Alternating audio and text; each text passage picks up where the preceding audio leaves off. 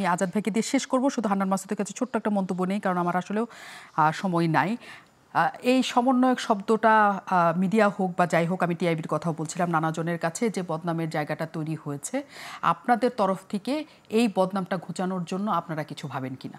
না, আমরা তো ভাবছি, আমরা তো বৈষম্য কমিটি বিলুপ্ত করছি, আর পাশাপাশি হচ্ছে সমন্বয়ক শব্দটা ব্যবহার তো যেদিন আহ্বায়ক কমিটি হয়েছে সেদিনই গেছে গা।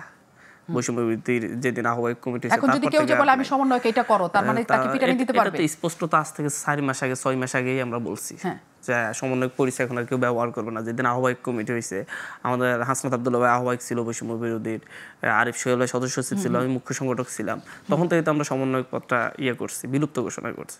তারপরও ব্যবহার করে, তারপর আপনারা এখনো পরিচয় দিতে, আমাকেও যদি কিছু হয়, এখন আমি যদি কোনো অপরাধ করতে যাই, তাহলে আপনি আমার পরিচয় বর্তমান নাগরিক পার্টির ইউজ করবেন, সমন্বয়ক পরিচয় ইউজ করতে পারবেন না। আমি এই কথাটাই বলতে চাচ্ছি। উদ্দেশ্য প্রণোদিত স্পষ্টই বার্তা দিতে চাচ্ছেন যে সমন্বয়ক পরিচয়ে এখন যদি কেউ চাঁদাবাজি বা যে কোনো 6 মাস আগ থেকে, এটা যেদিন আমাদের আহ্বায়ক কমিটি ঘোষণা হয়েছে সেদিন থেকেই সমন্বয়ক শব্দটার আর ব্যবহার ছিল না। এখন একটা শব্দকে বিএনপিও টার্গেট করতেছে, আওয়ামী লীগও টার্গেট করতেছে বিতর্কিত করার জন্য, প্রত্যেকে তাদের রাজনৈতিক স্বার্থে। পাশাপাশি হচ্ছে অন্যান্য লোকজন যারা হচ্ছে ইয়ের সাথে জড়িত না, বৈষম্য বিরোধী আন্দোলনের সাথে জড়িত না, তারাও টার্গেট করছে। তাহলে তো এই অবস্থা হবেই। এই ভয়ঙ্কর আপনার অবস্থা তৈরি করার জন্য আপনি আমাকে, আমার পদ যদি মুখ্য সংগঠক হয়, আপনি আমাকে সমন্বয় শব্দ উল্লেখ করবেন বারবার?